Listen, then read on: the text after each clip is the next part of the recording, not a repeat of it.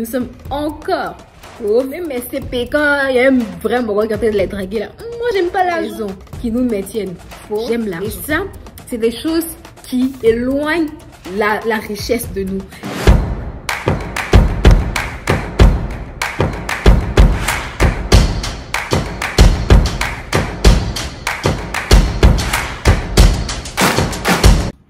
Hello beautiful people, salut à tous, bienvenue sur ma chaîne YouTube. Moi c'est Maya Oman et vous savez c'est comme toujours pour moi un plaisir de vous avoir ici. Avant toute chose les amis, je tiens d'abord à m'excuser pour la manière dont j'ai commencé, on va dire cette série là sur ma chaîne YouTube. D'abord je vous ai montré l'importance voilà de la planification financière personnelle.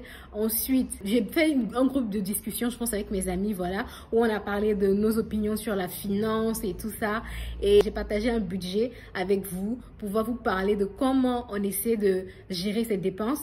Après la gestion de ces dépenses et qu'on réussit à mettre sur place une épargne, cette épargne va nous servir à faire de l'investissement et je vous ai parlé des formes d'investissement. Ensuite, je vous ai dit quels sont les investissements que vous devez faire d'abord avant de vous attaquer même à toutes ces formes d'investissement là dont j'avais parlé tantôt. Ok, c'est très long, c'est vrai. Et j'ai parlé de tout ça, mais je me suis rendu compte au fur et à mesure dans mes recherches que j'ai mal commencé. J'ai mal commencé l'entame au fait de cette série-là sur ma chaîne. Vous savez pourquoi? Parce qu'il y a certaines discussions qu'on doit avoir. Certaines discussions qui sont prioritaires, je pense, qu'on doit avoir d'abord. Il y a un certain mindset, il y a un certain état d'esprit qu'on doit avoir. Et parmi ces choses-là, je pense que quelles sont les raisons? C'est-à-dire les raisons pour lesquelles nous sommes encore pauvres? Ou quelles sont les raisons qui nous maintiennent pauvres? Ou quelles sont les raisons qui feront qu'on sera pauvre? Je pense que ces raisons-là, il faut d'abord essayer de les identifier, lutter contre et maintenant se lancer sur le chemin de la liberté financière. Et donc aujourd'hui, je partage avec vous ces 6 raisons-là pour lesquelles nous sommes encore pauvres. Alors tout ce que je vais dire dans cette vidéo, il y a, je ne vais pas dire la totalité, mais il y a une grande majorité qui est puisée de ce livre qui s'appelle Père riche, Père pauvre de Robert Kiyosaki. Voilà, Père riche, Père pauvre. Et je veux partager avec vous quelques leçons qui sont tirées de ce livre et des réalisations personnelles que j'ai pu faire par moi-même. On va commencer avec ces raisons-là. Alors, la première raison pour laquelle tu es encore broke, regarde-moi ici, tu es encore piqué. Je rappelle encore la notion de piqué, la notion de broke, la notion de pauvre avec le livre The Smart Money Woman dont j'ai eu à parler ici sur cette chaîne. Et je vous ai dit que l'auteur de ce livre-là, qui est Madame Arezé, a dit que être pauvre, être broke, être piqué, signifie qu'aujourd'hui, si l'on arrêtait d'avoir notre principale source de revenus, on ne serait pas capable de vivre le même train de vie qu'on vit actuellement. Alors, Monsieur Robert Kiyosaki a parlé au fait du pouvoir de la pensée. Et le titre que je voudrais donner à ce premier point, c'est le pouvoir de nos pensées. Le pouvoir de nos pensées, pourquoi?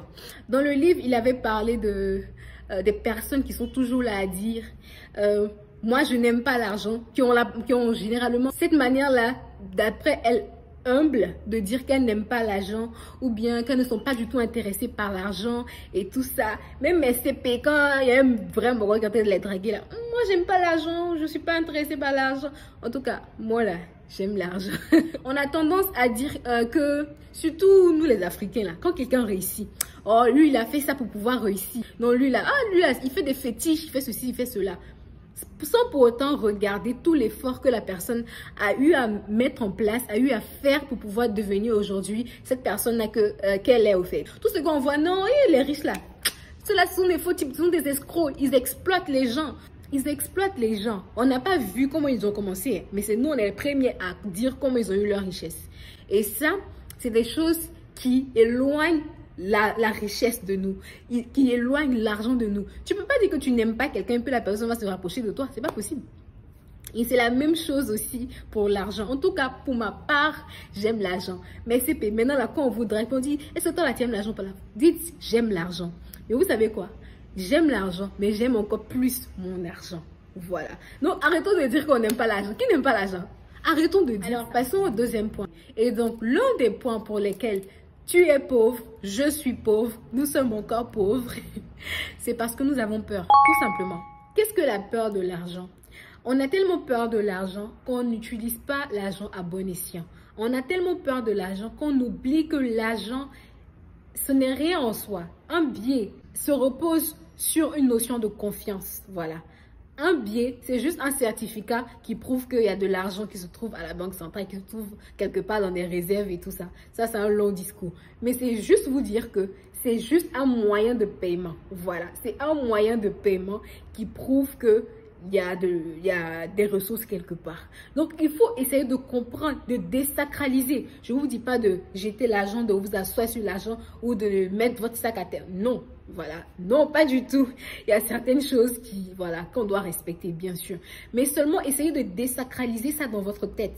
Vous dire aujourd'hui que si vous avez perdu de l'argent, vous pouvez gagner de l'argent demain. C'est très important. Parce que si on se dit, non, si j'ai peur aujourd'hui, je ne vais pas l'avoir encore, on ne sera jamais prêt à se mettre dehors, à essayer de trouver des moyens d'investir, des moyens de se faire encore plus d'argent. Ce qui fait qu'il y a beaucoup de personnes qui ne peuvent pas entreprendre. Parce qu'on a besoin d'avoir cette assurance-là, au fait, de toujours avoir quelque chose sur nous. Pourtant, celui qui peut défier cette peur-là, c'est cette personne-là qui peut devenir riche. Pourquoi? Cette personne-là sera prête à prendre des risques qui sont pas stupides, mais qui sont vraiment hors du commun. Des risques qui vont lui permettre d'avoir un retour très considérable. La prochaine raison pour laquelle tu n'es toujours pas riche, c'est parce que tu passes ton temps à blâmer les autres. Tu blâmes le gouvernement, ou je blâme le gouvernement. Nous blâmons le gouvernement. Nous blâmons l'économie. Nous blâmons les coups du sort. Nous blâmons la destinée. Des fois même nous blâmons Dieu. Ah Seigneur, même prière que Dangote. Pourquoi je ne suis pas née dans la famille de Dangote? Nous blâmons, nous nous plaignons. Se plaindre n'a jamais aidé qui que ce soit. Donc, il faudrait qu'on arrête de blâmer les gens. Du moment qu'on arrête de blâmer les gens et on réalise que si notre vie n'avance pas, si nous avons des problèmes d'argent, c'est entièrement notre faute. Quand on réalise ça, à partir de ce moment-là, on prend le contrôle de notre vie. On prend le contrôle de notre vie financière et on décide de mettre en place des solutions qui vont nous permettre de se faire de l'argent. Je ne sais pas si vous vous rappelez, même dans une vidéo précédente où j'ai parlé des astuces pour être une smart money woman, je vous ai parlé d'un point de l'auteur Arézé Ougou qui disait que une mauvaise planification financière est votre faute. C'est-à-dire que quoi? Si on ne prend pas la responsabilité de nos finances, on ne prend pas la responsabilité du fait que nous ne soyons pas là où nous voulons être financièrement, on ne sera jamais là-bas. C'est sûr, on ne sera jamais là-bas. Dans le livre, le père riche a donné du travail, au fait, au petit Robert et lui payait seulement que 30 centimes le week-end, voilà. Et donc, arrivé un moment, il s'est plaint et il allait voir le père de son meilleur ami qui était le père riche. Il allait le voir et il lui a dit, mais pourquoi vous me payez si peu? Il s'est fâché et tout ça. Que vous êtes quelqu'un de méchant, vous êtes quelqu'un d'avare, vous êtes quelqu'un de ceci, cela. Il a continué à traiter le monsieur de tous les noms. Mais quand il a fait cela, qu'est-ce que le monsieur lui a dit? Si tu continues comme ça à m'insulter, à penser que c'est moi qui suis à la base de ton problème, tu ne seras jamais riche. Et il a donné l'exemple de ses employés. Ses employés restent toujours là dans son entreprise.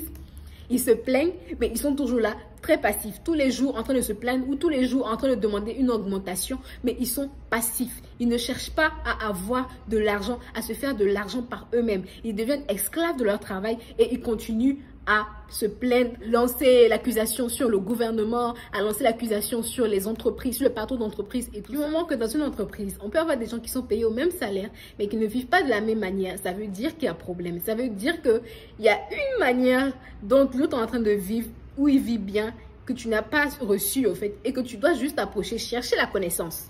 Demander, ah, mais nous tous on a le même salaire, mais comment tu fais pour pouvoir arrondir tes fins de mois? C'est ce qui est important. Ce qui est important, c'est de chercher la connaissance, de chercher comment est-ce qu'on peut se faire de l'argent, comment est-ce qu'on peut devenir riche, comment est-ce qu'on peut être sur le chemin de la liberté financière. C'est ce qui est important, au lieu de passer son temps à blâmer. Parce que si on passe le temps à blâmer, on va rester dans ça. Si tu ne cherches pas à avoir, tu vas toujours blâmer celui qui te donne. La quatrième raison pour laquelle nous ne sommes pas encore riches est que nous travaillons pour avoir de l'argent. Vous allez me dire, mais Marianne, c'est ce que tu dis là, c'est bizarre. Mais normalement, on nous dit de travailler pour avoir de l'argent. Oui, on nous a toujours dit, la société nous a conditionnés, l'école nous a conditionnés en nous disant qu'il faudrait partir à l'école, il faudrait travailler dur afin de pouvoir avoir de l'argent. Mais quand c'est comme ça et que tu passes ton temps à travailler dur, tu te rends compte que le salaire ne te suffit pas.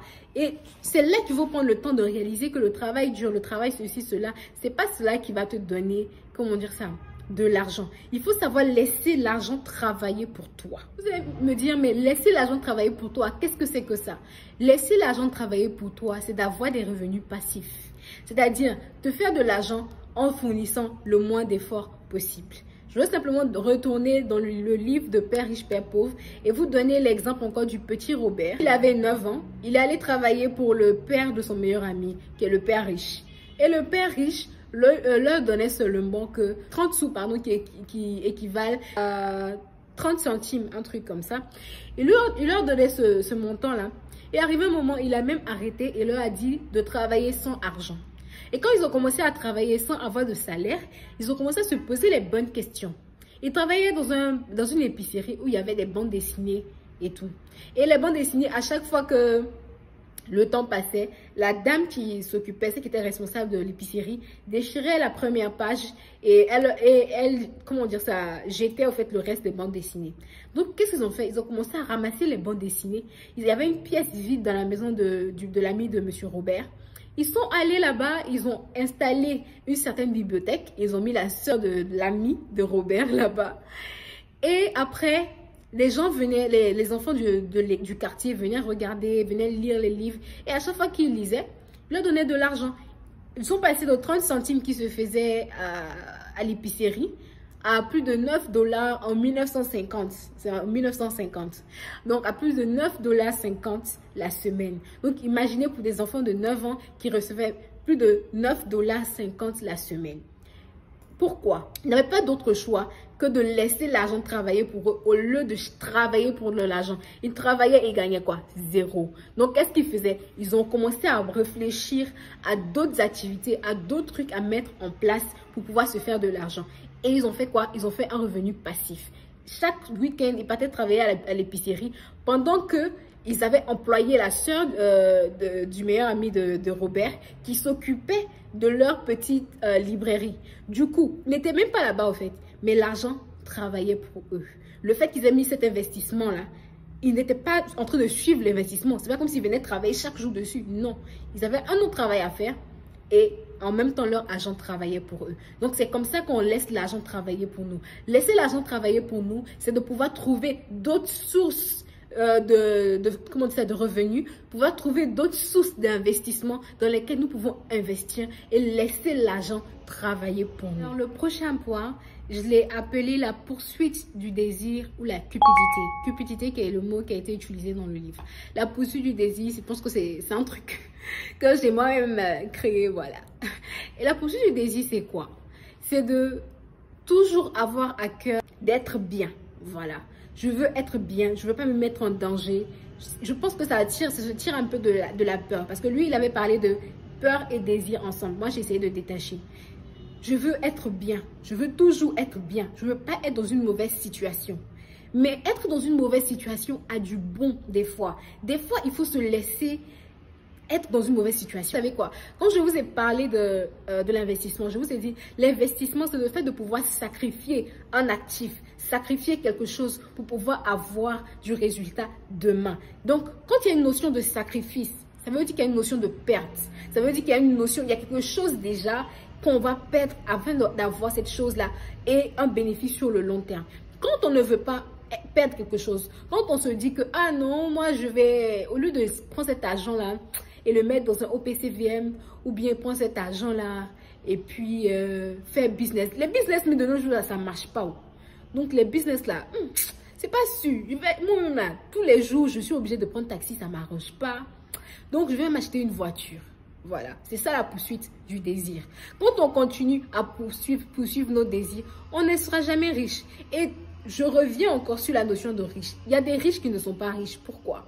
Parce qu'ils n'ont pas ce mindset dont je suis en train de vous parler. Le dernier point, c'est l'ignorance. 2 points, ne pas connaître le B.A.B.A. ou le ABC, comme c'est dit dans le livre de la finance. Je pense que tout un chacun devrait connaître au moins des notions de base quand il en vient à la finance. Parce que, qu'on le veuille ou pas, on sera confronté un jour. Pas un jour, on est toujours confronté même à la finance. On est toujours confronté à l'utilisation de notre argent à bon escient. Nous devons essayer d'apprendre davantage, de nous cultiver sur la finance.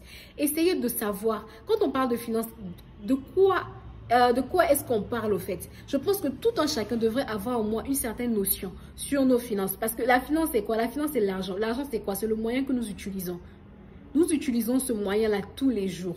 Et si nous n'essayons pas de comprendre ce moyen-là, nous n'essayons pas de comprendre cette chose-là après laquelle il y a beaucoup de personnes qui courent comme ça, comment est-ce qu'on peut essayer d'utiliser quelque chose qu'on ne comprend pas? Vous voyez. Alors les amis, nous sommes à la fin de cette vidéo et j'espère que vous l'avez appréciée. Tout ce que je voulais dire au fait, c'est que il faut savoir comprendre l'argent pour pouvoir utiliser l'argent. Il faut pouvoir être plus ouvert sur l'argent. Il faut pouvoir avoir un certain comportement envers l'argent. Il faut savoir dire, moi là, j'aime l'argent. Parce que tout le monde veut se faire aimer. L'argent aussi, d'après nous, Africains, on dit que l'argent, c'est un esprit, n'est-ce pas? Si l'argent, c'est un esprit, c'est qu'il entend. Donc, on est en train de dire que, moi, je n'aime pas l'argent, je n'aime pas l'argent. Vous pensez qu'il va partir chez vous? Non. Moi, j'aime l'argent. J'aime les opportunités. J'aime les investissements. Il faut aimer ce genre de choses. Il faut aimer dire ce genre de choses. Il faut avoir un certain comportement envers l'argent afin d'être riche. Entre griffes. Voilà. Et je répète encore, être riche, c'est un mindset. Être riche, c'est une mentalité. Être pauvre aussi, c'est une mentalité. Évitons d'avoir la mentalité de pauvre. Évitons d'avoir le scarcity mindset. Et essayons de nous en sortir dans la vie. J'espère que vous avez apprécié la vidéo. Et si vous avez apprécié, n'oubliez pas de me laisser un huge thumbs up. C'est-à-dire de liker la vidéo, de la partager. Et aussi, quelle est notre relation envers l'argent et comment est-ce que nous devions nous comporter afin de devenir riches. Et voilà, je pense que c'est tout pour la vidéo. Et nous allons nous voir la prochaine fois, n'est-ce pas? Et donc d'ici là, portez-vous bien. Bye bye. Take care.